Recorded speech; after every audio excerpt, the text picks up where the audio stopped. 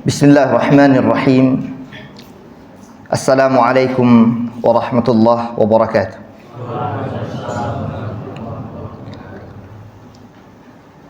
Innal hamdalillah nahmaduhu wa nasta'inuhu wa nastaghfiruh wa na'udzu billahi min shururi anfusina wa min sayyiati a'malina. May yahdihillahu fala mudilla lahu wa may yudlil fala hadiya lahu. Wa ashhadu an la ilaha illallah wahdahu la syarika lah wa ashhadu anna Muhammadan 'abduhu wa rasuluh alladzi la nabiyya wa la rasula ba'dah. Ya ayyuhalladzina amanu taqullaha haqqa tuqatih wa la tamutunna illa wa antum muslimuna amma ba'd. Ma'asyiral muslimin wal muslimat rahimani rahimakumullah. Alhamdulillah, kita bersyukur kepada Allah Subhanahu wa taala pada kesempatan malam hari ini kita bisa hadir di masjid ini untuk sama-sama menimba ilmu, mempelajari agama. Berharap kepada Allah Subhanahu wa taala semoga ilmu yang nanti kita dapatkan menjadi ilmu yang bermanfaat. Kita pergunakan dan manfaatkan ilmu itu dengan sebaik-baiknya, karena para jamaah yang Allah Subhanahu wa taala muliakan, ilmu itu bisa menjadi pembela kita bagi orang-orang yang menuntutnya, tapi juga bisa sebaliknya akan menjadi bumerang yang bisa menghancurkan orang yang memiliki ilmu itu sendiri. Jika ilmu kemudian tidak dimanfaatkan, malah akan menjadi bumerang. Dan di antara kesalahan fatal penuntut ilmu adalah dari sisi hatinya, niat. Belajar ilmu agama untuk apa? Kata Rasul sallallahu alaihi wasallam, innamal a'malu binniyat. Segala amal perbuatan itu tergantung niatnya. Kalau orang menuntut ilmu hanya untuk bantah-bantahan agar bisa dikatakan dia orang yang pandai, orang yang alim, yang seakan-akan paling tahu tentang permasalahan agama, ini keliru. Para ulama kita menjelaskan, paling tidak ketika kita menuntut ilmu agama, niatkan untuk menghilangkan kejahilan yang ada pada diri kita. Yang kedua, diniatkan agar ilmu itu kemudian ketika sudah didapatkan, dilaksanakan dan diamalkan. Jadi ilmu yang didapatkan hendaknya kemudian diniatkan untuk diamalkan dan dilaksanakan. Jangan sampai terkena firman Allah Subhanahu wa taala, kabura maqtan 'indallahi an taqulu ma la taf'alun. Besar ancaman siksanya bagi orang yang hanya pandai berucap, pandai berkata-kata tapi tak pandai berbuat. Mudah-mudahan kita semua di sini adalah orang-orang yang mempelajari ilmu agama dan diberikan kemudahan oleh Allah Subhanahu wa taala untuk mengamalkan ilmu tersebut. Dan inilah yang kita katakan ihtisab, berharap pahala dan ganjaran penuh keikhlasan hanya dari sisi Allah Subhanahu wa taala ketika kita mempelajari ilmu agama. Jadi jaddidu niyatikum, perbaharui niat-niat antum. Jangan salah datang ke majelis ilmu bukan untuk berbantah-bantahan. Apalagi yang sekarang lagi ramai. Jadi bukan dalam masalah untuk bantah-bantahan, bukan untuk sanggah-sanggahan, tapi mempelajari ilmu agama untuk diamalkan. Para jamaah Allah Subhanahu wa taala muliakan. Tema kita pada kesempatan malam hari ini adalah betapa pentingnya ittiba', mengikuti Rasulullah sallallahu alaihi wasallam. Manusia terbaik di atas muka bumi ini adalah Nabi sallallahu alaihi wasallam. Orang-orang terdahulu banyak yang menjadikan fans mereka, yang mereka gandrungi, yang mereka gemari, yang mereka sukai menjadi follower sejati, bukan orang-orang terbaik. Jadi harusnya kita menjadikan orang terbaiklah satu-satunya orang yang kita gandrungi, kita follow, kita ikut. Apa yang ia katakan, apa yang ia ucapkan, dan apa yang ia perbuat hendaknya kita tiru. Jadi jangan salah sebagaimana perbuatan orang-orang masa lalu. Mereka mengikuti nenek moyang mereka yang jelas-jelas keliru dalam pandangan agama. Allah Subhanahu wa taala ingatkan itu dalam surah Al-Baqarah ayat 170. Kata Allah Subhanahu wa taala, wa idza qila lahum ittabi'u ma anzalallahu qalu bal nattabi'u ma alfayna alaihi aba'ana awalau kana aba'uhum la ya'qiluna syai'an wa la yahtadun. Ketika dikatakan kepada orang-orang musyrik Arab masa lalu, ikutilah apa yang sudah Allah Subhanahu wa taala turunkan kepada Nabi Muhammad sallallahu alaihi wasallam. Ayat-ayat Al-Qur'anul Karim yang hak datang dari sisi Allah, memberikan pengajaran yang benar bagaimana beribadah kepada Allah Subhanahu wa taala sesuai yang diinginkan oleh Allah. Jadi para bapak ibu, beribadah kepada Allah tidak sesuai dengan sekendak hati kita, nggak bisa. Beribadah kepada Allah harus sesuai apa yang Allah Subhanahu wa taala inginkan. Bagaimana beribadah dengan baik dan benar, siapa yang kita tiru, siapa yang kita teladani, siapa yang kita contoh. Lihat, orang-orang kafir, orang-orang musyrik masa lalu, ketika diajak mereka untuk mengikuti yang Allah Subhanahu wa taala turunkan kepada Rasul sallallahu alaihi wasallam, apa jawab mereka? Qalu bal nattabi'u ma alfaina alaihi aba'ana. Enggak, hai Muhammad, kami hanya akan mengikuti ajaran nenek moyang kami. Apa yang sudah dikatakan oleh bapak kami, ibu kami, kakek kami, nenek kami, itulah yang kami anggap benar. Padahal Allah Subhanahu wa taala mengatakan awalau kana aba'uhum, padahal bapak-bapak mereka, kakek nenek moyang mereka, la ya'qiluna syai'an, tidak mengerti apa-apa, wala yahtadun, dan belum mendapatkan petunjuk hidayah dari Allah Subhanahu wa taala. Jadi para jamaah, enggak sekedar ittiba, enggak sekedar ikut siapa yang kita ikuti, apa yang mereka lakukan, kita lihat. Kalau ternyata baik dari sisi agama, lanjut. Kalau tidak, tinggalkan. Karenanya Allah Subhanahu wa taala sudah wanti-wanti yang harus kita jadikan suri teladan, contoh yang paling baik yang harus kita ikut itu cuma Nabi sallallahu alaihi wasallam. Dan itu yang Allah katakan dalam surah Al-Ahzab ayat yang ke-21, Allah Subhanahu wa taala mengatakan laqad kana lakum fi rasulillahi uswatun hasanah. Sungguh benar-benar telah ada pada Rasul sallallahu alaihi wasallam suri teladan terbaik. Banyak orang-orang baik, tapi yang paling baik adalah Rasul sallallahu alaihi wasallam. Banyak orang melakukan kebenaran, tapi yang paling benar adalah Rasul sallallahu alaihi wasallam. Syukran, jazakallahu khair. Barakallah. Rasul. Dan saya tidak ingin menebar syubhat di tengah-tengah antum sekalian. Karena banyak orang berpikir, mengatakan kita sekarang tidak mungkin lagi langsung mengikuti Nabi sallallahu alaihi wasallam. Apa alasannya? Karena Rasul sudah wafat. Kayak gini nih syubhat ini. Banyak orang, oh iya juga sih, nggak bisa kayak kita ikut Nabi. Nabi udah wafat, kayaknya susah juga ketemu sama Nabi dalam mimpi. Siapalah aku, ya kan? Bisa bertemu dengan Rasul di dalam mimpi. Jadi kayaknya nggak bisa ngikut Nabi langsung. Jadi harus ngikut ustadz, kiai, dan seterusnya dan seterusnya. Para jamaah Allah Subhanahu wa taala muliakan. Kalau dikatakan secara langsung seperti itu memang benar, karena memang tidak bertemu. Kita bukan di masa para sahabat. Hanya para sahabat yang bertemu secara langsung, mengaji dan menimba ilmu dari Nabi secara langsung. Kalau ada perkara-perkara, mereka bisa langsung datang kepada Rasul, bertanya, minta fatwa, istifta. Ya Rasul, terjadi begini, apa yang kami lakukan? Ya Rasul, terjadi begini, apa yang kami harus lakukan? Dan seterusnya. Kita hari ini nggak bisa tanya langsung sama Nabi. Dan jangan terpedaya dengan pandangan sebagian orang, oh saya bisa bertemu langsung kok dengan Nabi. Minta langsung bertanya, ini hadis yang ini di mana ya Rasul kira-kira? Masya Allah. Ini perbuatan orang-orang sufi yang mereka anggap sekendak hati mereka jika ingin bertemu dengan Rasul kapanpun waktunya. Allahu Akbar. Betapa gampangnya para ulama sudah memberikan bantahan, sanggahan terhadap pandangan-pandangan semacam ini. Kok siapa Anda? Para sahabat Rasul sallallahu alaihi wasallam, orang-orang terbaik yang dipilih oleh Allah, menemani, menjadi sahabat Rasul setiap waktu dan setiap saatnya. Ketika terjadi gejolak di tengah-tengah mereka, terjadi pertikaian, terjadi nggak Pak? Terjadi perseteruan. Paling tepat Allah utus kembalikan Nabi. Dihidupkan lagi kah, atau paling tidak hadir di tengah-tengah mereka, menyampaikan, hai para sahabatku, nggak boleh bertengkar ya, nggak boleh bertikai, nggak baik. Coba lihat, pernah terjadi nggak perang Jamal? Pernah terjadi Pak? Perang Siffin pernah terjadi? Pernah. Mereka yang paling berhak untuk didatangi oleh Rasul sallallahu alaihi wasallam karena mereka sahabat Nabi.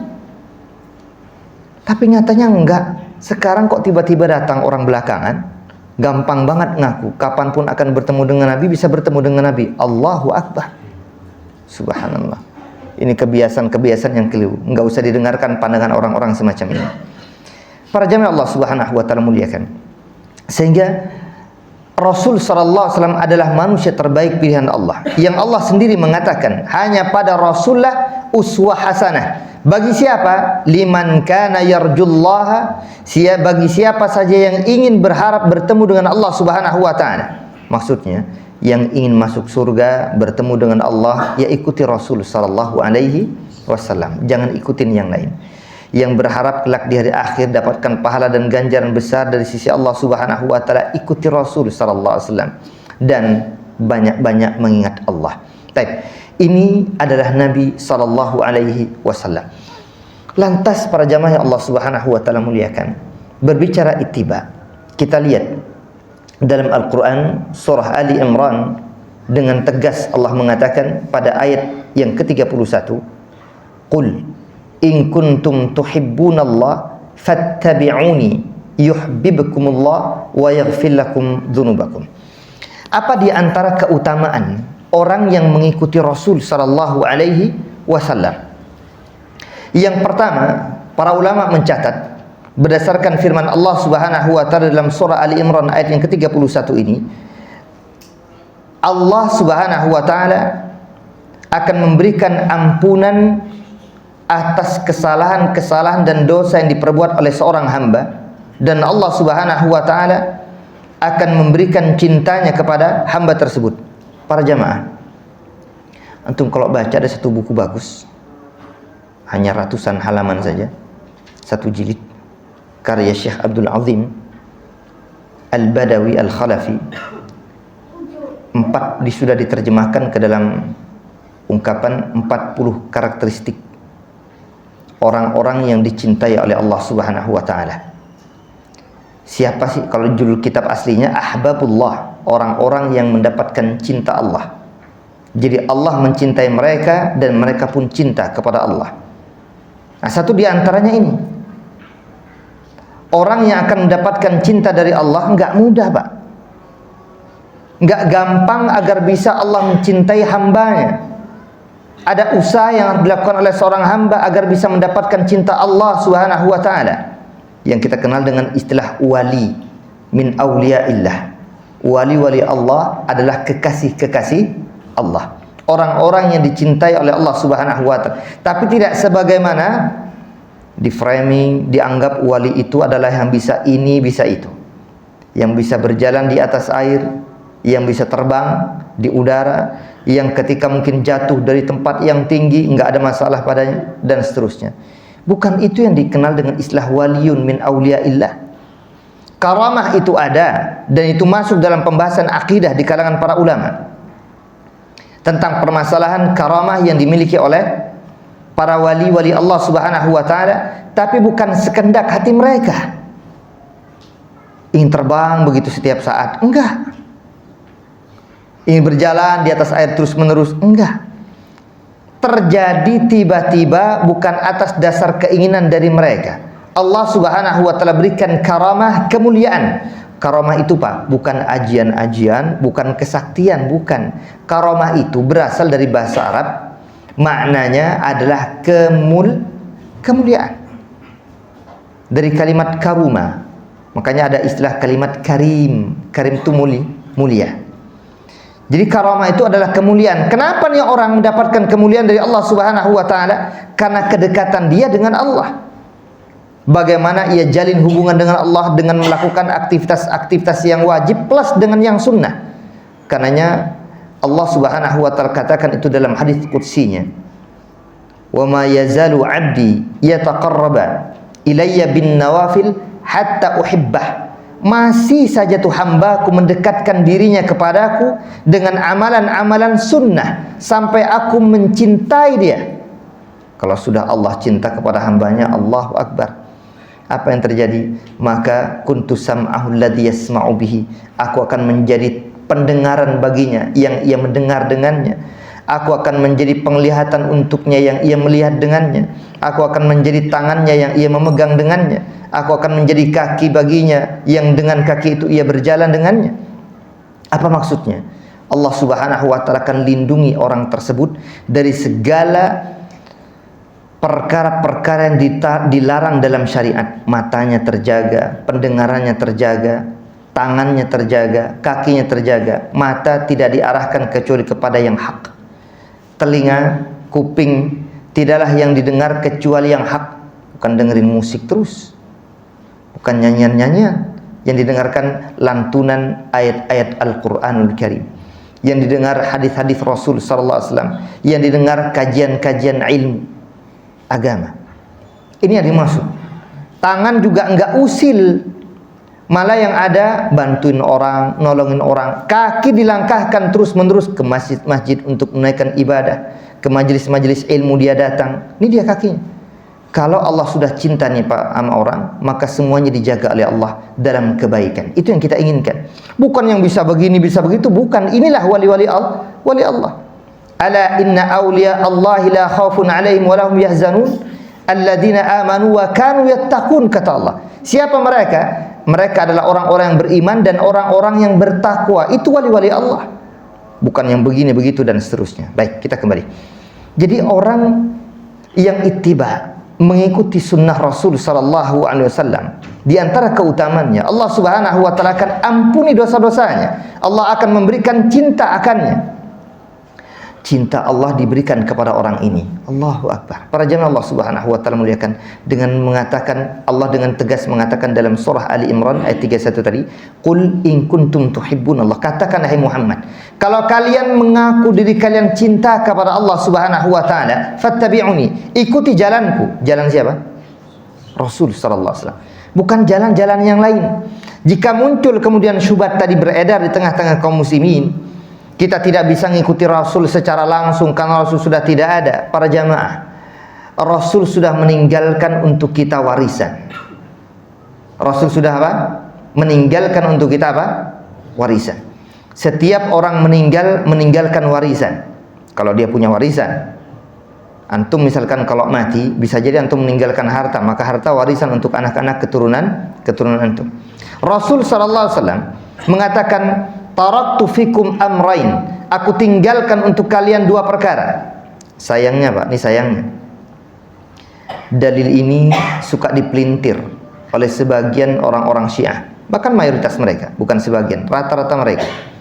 Dalil ini dikeluarkan Imam Abu Daud, At-Tirmidzi keluarkan, Ibnu Majah keluarkan, Nasai keluarkan, rahimahumullah jami'an, mengeluarkan hadis ini dengan redaksi yang sedikit berbeda.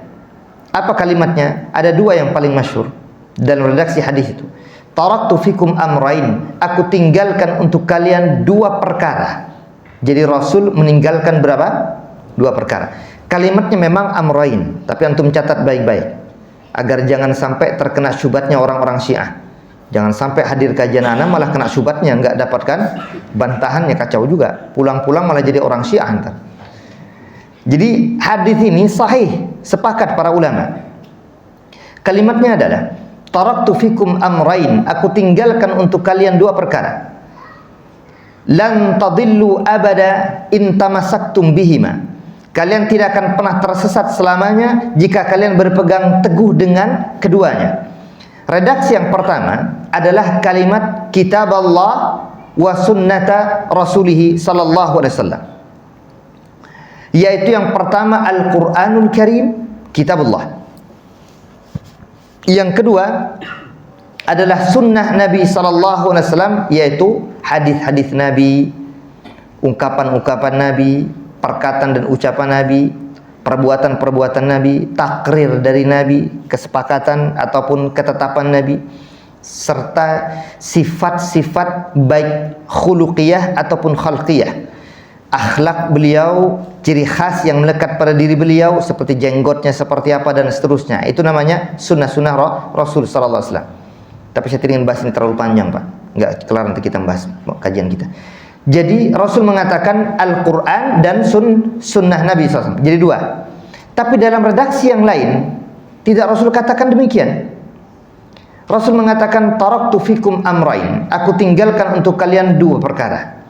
Satu di antaranya adalah kitab Allah, kemudian yang kedua wa itrati,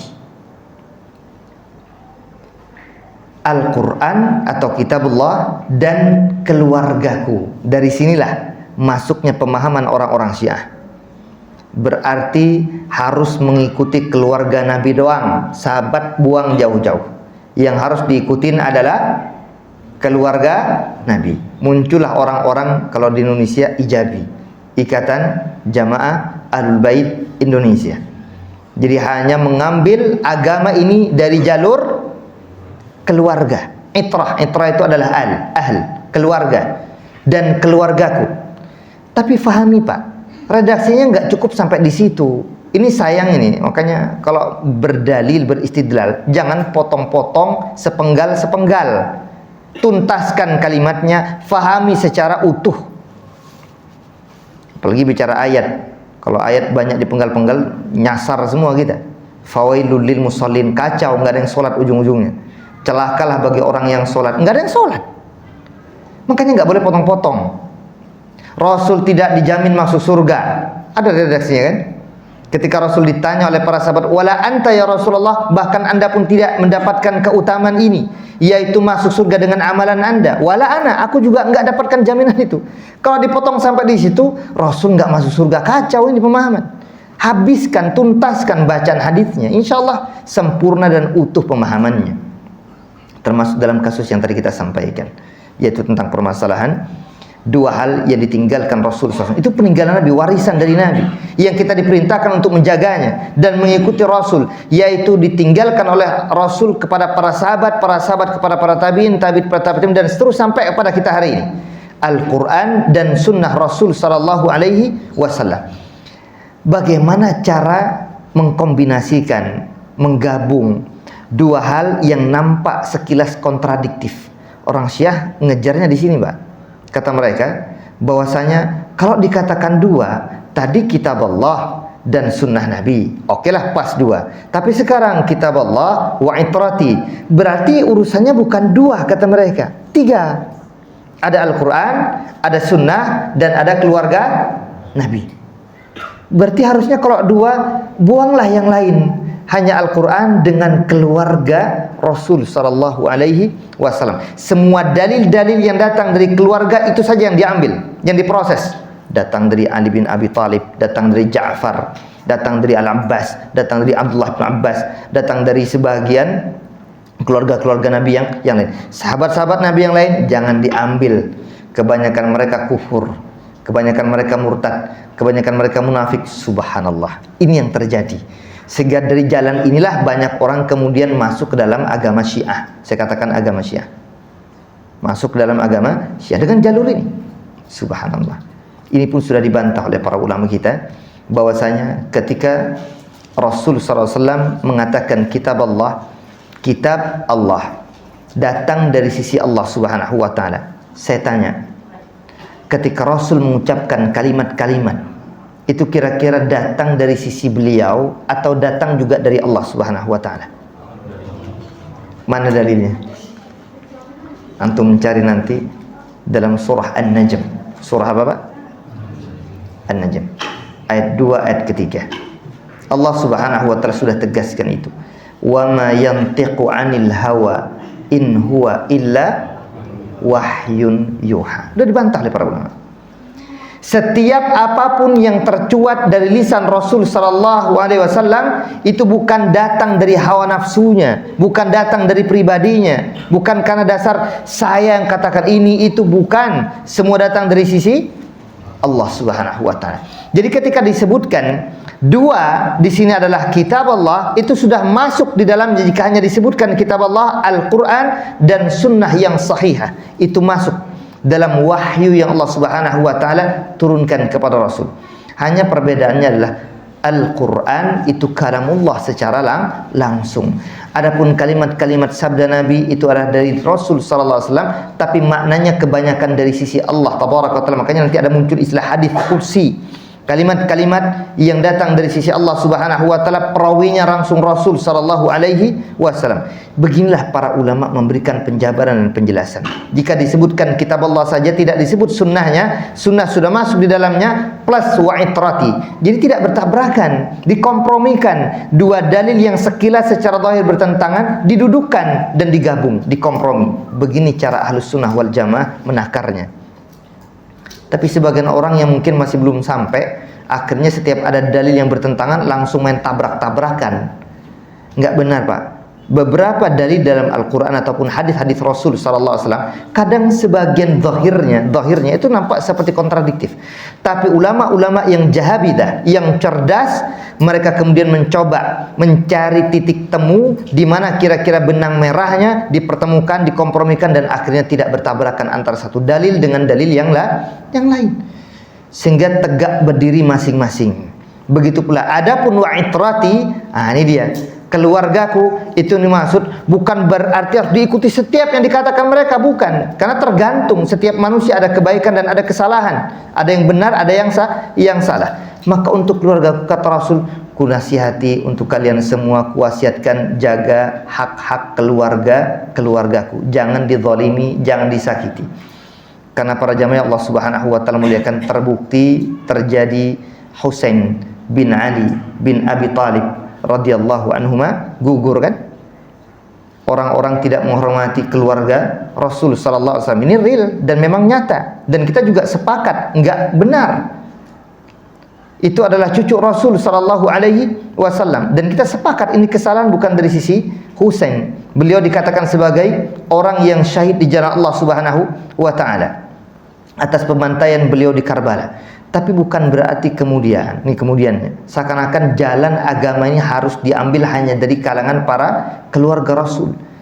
Abu Hurairah bukan keluarga Nabi, tapi Pak, Masya Allah, 7.000 hadis beliau hafalkan dari Rasul sallallahu alaihi wasallam, dan kebanyakan riwayat hadis itu datang dari sahabat Abu Hurairah radhiyallahu anhu. Hanya sekitar 3 tahun beliau bersama Rasul sallallahu alaihi wasallam, tapi setiap malamnya enggak lepas dari mengingat-ingat, memurajaah hafalan setiap sabda yang datang dari Nabi dan datang dari para sahabat yang disampaikan, diingat dan dihafal oleh beliau. Makanya beliau paling banyak. Siapa tadi? Abu Hurairah radhiyallahu anhu warda. Abdurrahman bin Sakhar radhiyallahu anhu warda. Baik, kita kembali. Jadi, apa sih keutamaan orang yang ittiba kepada Rasul sallallahu alaihi wasallam? Maka satu di antaranya mendapatkan ampunan Allah, meraih cinta Allah. Dan itu Allah tegaskan dalam surah Ali Imran ayat yang ke-31 tadi. Yang pertama kata Allah, yuhibbukumullah. Allah akan mencintai kalian yang ikut Nabi sallallahu alaihi wasallam. Wa yaghfir lakum dzunubakum, dan Allah akan mengampuni dosa-dosa kalian. Siapa yang enggak berdosa di antara saya dan antum? Enggak ada. Semua kita mesti berlumuran maksiat dan dosa kepada Allah Subhanahu wa taala setiap waktu, setiap saatnya. Agar bisa diampuni segala kekurangan, kekhilafan, kesalahan dan dosa yang maksiat yang kita lakukan kepada Allah, maka ittiba kepada Nabi sallallahu alaihi wasallam. Ngikut aja, Pak. Kita ini umat Nabi ini enggak susah. Sudah terbentang di hadapan kita sebagai peninggalan dari Rasul sallallahu alaihi wasallam Al-Qur'anul Karim dan sunnah Rasul sallallahu alaihi wasallam yang sahih. Meskipun kita tidak bertemu dengan secara langsung hari ini, tidak secara langsung bertemu dengan Rasul, tapi ucapan-ucapan beliau kekal abadi, terus dibukukan, dicetak kesana kemari. Sekarang gampang, Pak, nggak kayak masa lalu. Orang ingin mengejar, orang ingin mencari ilmu, khususnya hadis-hadis Nabi SAW, itu masih berserakan dan bertebaran di beberapa kota di masa itu. Makanya Imam Al-Bukhari, Masya Allah, mencari melanglang buana hadis-hadis Rasul sallallahu alaihi wasallam. Al-Imam Asy-Syafi'i rahimahullah taala pindah dari Baghdad ke Mesir. Mereka mencari melanglang buana. Mereka kejar ke sana kemari hadis Nabi yang di sana, di hadis. Kenapa kok bisa berpencar-pencar? Karena para sahabat berpencar-pencar. Ada yang diutus ke Mesir, ada yang diutus ke Yaman. Kan itu yang terjadi. Sehingga mendengar dari Nabi tentang satu hadis, didatangin ke sana, didatangin. Sekarang enggak. Sudah tinggal cari, ada semua. Permasalahan di mana sekarang? Malas. Malas untuk belajar, malas untuk menimba ilmu, malas untuk membaca. sehingga yang terjadi orang tidak mengikuti sunnah Rasul sallallahu alaihi wasallam.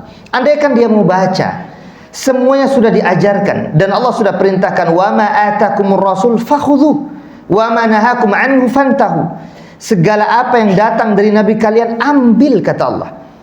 Dan segala apa yang dilarang oleh nabi kalian tinggalkan. Itu aja tuh. Apa aja yang datang dari nabi ya baca, kalau nggak baca nggak tahu. Kalau nggak mau baca sendiri, paling tidak dengarkan, simak kajian-kajian, mampir datang ke majelis-majelis ilmu, ke taman-taman surga, kata Nabi. Kalau kalian lewat di taman-taman surga, farta'u, maka mampirlah, kata Rasul. Apa itu taman-taman surga? Majalisul ilm wa hilaqud dzikr. Diingat nama Allah di dalamnya, kajian ilmu agama disampaikan, dengarkan ayat-ayat Quran dibacakan, hadis-hadis Nabi disampaikan, dengarkan. Karena itu adalah taman-taman surga. Mudah-mudahan kita semua bisa dipertemukan kelak di hari akhir di surganya Allah Subhanahu wa taala. Jadi nggak hanya ketemu di sini doang, apalagi cuma ketemu di futsalan. Baik. Yang kedua, orang yang ittiba kepada Rasul sallallahu alaihi wasallam adalah amalan ia akan diterima oleh Allah. Adapun orang yang tidak ittiba kepada Nabi, maka amalannya tidak diterima. Karena syurut qubulil amal, syarat agar amalan seseorang diterima oleh Allah Subhanahu wa taala tidak lepas dari dua. Yang pertama, al-ikhlas. Hati benar-benar hanya berharap kepada Allah pahala dan ganjaran. Bukan berharap pujian, sanjungan dari manusia, enggak. Salat kita tegakkan bukan berharap agar dilihat orang, dilihat ulama ya. Kalau nggak ada orang cepatnya minta ampun, nggak kalah sama ayam lagi mematuk makanan. Enggak. Kita ikhlas karena Allah. Yang kedua, baru yang kedua, al-ittiba, mutaba'ah li Rasulillah sallallahu alaihi wasallam, ngikut doang. Seperti apa contohnya? Nah, berbicara tiba nih Pak, nanti ada beberapa para ulama kemudian memberikan kaidah-kaidah seperti apa kita bisa ikut Rasul sallallahu alaihi wasallam dalam beribadah kepada Allah Subhanahu wa taala, agar jangan sampai kemudian kita salah dalam beribadah kepada Allah yang ujung-ujungnya malah tidak diterima. Maka ada sekitar 6 perkara yang menjadi patokan dasar bisa dianggap seseorang itu ittiba kepada Rasul dalam beribadah kepada Allah atau malah melenceng. Yang pertama, seseorang itu bisa dianggap ia terwujud ittiba'nya kepada Nabi SAW pada 6 perkara. Yang pertama adalah as-sabab atau sebab, perantara. Apa yang maksud dengan sebab di sini? Para ulama kita menjelaskan, sebab di sini yang dimaksud adalah sesuatu yang dijadikan oleh syariat sebagai perantara bahwa perkara tersebut disyariatkan, dibenarkan sebagai perantara, sebab yang memang ditekankan dan dianjurkan dalam syariat. Kalau kita lihat contohnya, misalkan orang melakukan satu aktivitas ibadah di momen tertentu, di waktu tertentu, seperti pada bulan Rajab. Pada bulan Rajab ada anggapan Rasul sallallahu alaihi wasallam menunaikan atau melakukan Isra wal Mi'raj pada tanggal berapa? 27 Rajab. Kan itu yang beredar ya. Dan banyak di tengah-tengah kita kaum muslimin di Indonesia tanggal 27 Rajab. Kemudian dia punya anggapan orang beribadah pada tanggal 27 Rajab, ibadah qiyamul lail. Lihat nih. Padahal Pak, qiyamul lail itu disyariatkan enggak? Disyariatkan apa enggak? Qiyamul lail. Wa minal laili fatahajjad bihi nafilatan laka asa ay yab'atsaka rabbuka maqaman mahmuda. Kata Allah, di setiap malam tuh bangunlah kalian tahajud. Allah perintahkan setiap. Tiba-tiba setiap malam dia enggak pernah tahajud. Pas malam 27 Rajab. Apa dia katakan? 27 Rajab ini adalah di mana Rasul diangkat oleh Allah, kan gitu kan? Naik ke atas langit, kemudian mendapatkan amanah dari Allah. Apa amanahnya? Untuk menyampaikan syariat yang satu-satunya syariat Rasul harus jemput sendiri syariat itu ke atas langit. Syariat apa? Salat wajib.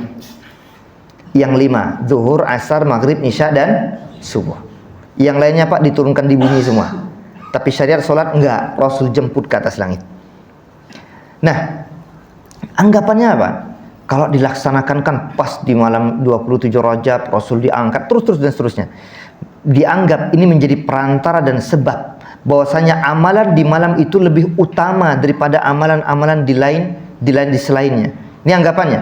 Dijadikan sebab adanya amalan yang lebih baik ketika dilaksanakan pada tanggal 27 Rajab Qiyamul Lail. Yang kemarin-kemarin gak pernah sholat Qiyamul Lail, pas di malam itu bangun dia semangat. Kenapa? Mengkhususkan sebab. Ini diantara sebabnya aku bangun. Pertanyaan kita, adakah dalil untuk menerapkan dan menetapkan kekhususan ini? Nah, yang pengkhususan, sebab yang dianggap disyariatkan agar bisa mendapatkan keutamaan khusus melaksanakan satu aktivitas ibadah yang tadinya enggak khusus. Qiyamul Lail semua orang tahu, dianjurkan dan disunahkan. Tapi ketika kemarin belum ada apa-apa, enggak dilaksanakan. Ketika malam itu punya anggapan. Ini sebab yang sangat menentukan amalan sangat besar keutamaannya kalau dilakukan pada tanggal 27 Rajab. Ini kita katakan menjadikan sebab yang tidak pernah dijadikan sebab itu oleh syariat. Sehingga ini tidak ittiba kepada Rasul sallallahu alaihi wasallam. Ini Pak, yang diantara pelanggaran-pelanggaran sebagian kaum muslimin yang kalau kita lihat nanti muncul istilah bid'ah itu. Perkara-perkara baru yang diada-adakan dalam masalah agama. Ingat, dalam masalah agama. Kenapa? Karena ini dia menjadikan sebab untuk melakukan satu amalan yang enggak pernah dijadikan perkara tersebut sebagai sebab oleh syariat. Al-Quran tidak pernah menyebutkan maka kalau udah malam 27 Rajab bangunlah kalian untuk laksanakan qiyamul lail, kata Allah, enggak ada. Di hadis Nabi juga tidak disebutkan kalau tanggal bangunlah kalian secara khusus untuk laksanakan, enggak disebutkan. Maka mengkhususkan ini dengan sebab tidak diperbolehkan. Tapi kalau tiba-tiba ingin aja sholat, ya boleh. Bukan karena memang mengkhususkan karena sebab tadi, bukan. Tapi karena kebetulan di malam itu pas ingin sholat, ya enggak ada masalah. Ini yang kita katakan bahwasanya dia tetap mengikut ittiba kepada Rasul selama tidak dia khususkan bahwasanya itu sebagai sebab orang atau orang tersebut ketika menaikkan ibadah dengan perantara sebagai atau sebab amalan ibadah yang ia lakukan. Kemudian yang kedua yang juga disebutkan oleh para ulama kita yaitu dari sisi al-jins, jenis. Ini Al-Imam Asy-Syatibi juga sebutkan ini pembahasan dalam kitabnya Al-I'tisam. Pembahasan masalah usul dan masalah akidah serta masalah fikih sebagian tentang permasalahan perkara-perkara yang dianggap baru dalam agama yang ujung-ujungnya tidak ittiba kepada Rasulullah SAW. Jadi dia tidak mengikuti Nabi SAW. Dari sisi jenis, contohnya apa? Jenis-jenis yang sudah ditetapkan dalam syariat. Contoh orang kalau berkurban, Pak. Karena sebentar lagi akan musim kurban. Jenis-jenis hewan yang diperkenankan atau dianggap sah sebagai hewan sembelihan dan kurban itu hanya 4. Apa saja? Al-an'am, hewan-hewan ternak. Apa saja, Pak? Onta, sapi, kambing, dan domba. 4 ini. Tiba-tiba dia punya banyak kuda di rumahnya. Saya tahun ini akan berkurban dengan kuda, Ustaz. Ini masuk kategori jenis yang ditetapkan dalam syariat untuk kurban apa enggak? Enggak. Kalau dia katakan, oh inilah yang termasuk dalam syariat, ini telah mengada-ada dalam beragama. Jenisnya enggak masuk ditetapkan dalam syariat, dia buat sendiri. Ini namanya mengada-ada dari sisi jenis. Ini enggak ittiba lagi kepada Rasul sallallahu alaihi wasallam. Jadi dari sisi jenis pun kita harus ittiba. Apa yang dikatakan dalam syariat bahwasanya tidak lepas dari onta, tidak lepas dari sapi, tidak lepas dari kambing dan domba. Adapun kerbau, banyak para ulama menjeniskan spesies pada sapi-sapian. Jadi kerbau, termasuk Syekh Muhammad bin Shalih Al-Utsaimin rahimahullah lebih cenderung ke sana, tapi beliau memberikan ungkapan kalau memang banyak yang mengatakan itu adalah spesies sapi, kerbau, Pak. Tahu kerbau ya? Di Jakarta agak jarang ya, kebanyakan sapi kebanyakan. Tapi kalau di kampung-kampung banyak kerbau. Di Jawa juga banyak kerbau. Nah, itu sebagian ulama mengatakan jenisnya masuk ke bagian spesies sapi, maka dia dianggap sapi. Maka boleh dijadikan sebagai hewan sembelihan. Tapi kuda berbeda jenis, tidak disebut dalam syariat, maka tidak boleh buat-buat sendiri. Saya mau kurban pakai ayam boleh Ustaz? Subhanallah. Itu untuk pribadi, jangan kurban. Sembelih silahkan, potong silahkan, makan silahkan atas nama Allah Subhanahu wa ta'ala, tapi tidak bisa dijadikan sebagai hewan kurban. Nah, ini namanya dari sisi jenis sudah ditetapkan. Ini agar kita bisa ittiba kepada Nabi, harus lihat jenisnya dari satu ritual ibadah kepada Allah Subhanahu wa ta'ala. Yang ketiga yaitu al-qadar, takaran, ukuran. Kalau sudah ditetapkan 2 ya 2, kalau 4 ya 4, 3 ya 3, ini ukuran takarannya. Salat subuh misalkan, saya lagi semangat nih Ustaz, salat subuh mau 200 rakaat deh misalkan, boleh?